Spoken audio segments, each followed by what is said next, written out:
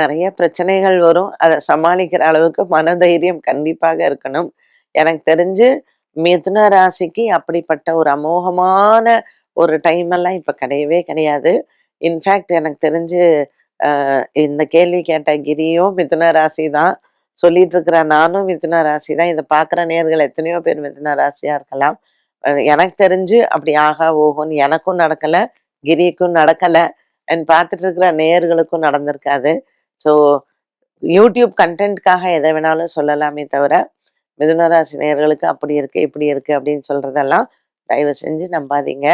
நமக்கு நம்மளுடைய அ என்ன தசா புக்தி நடக்கிறது அப்படிங்கிறத பார்த்துக்கணும்.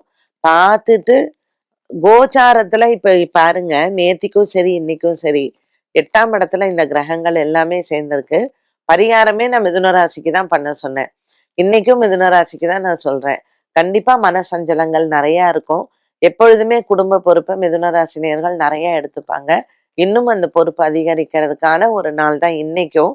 ஸோ அது இப்ப 8, 9, 19 எப்பவாக இருந்தாலும் மிதுன ராசி நேயர்களுக்கு பொறுப்பு அதிகமாகவே இருக்கும்.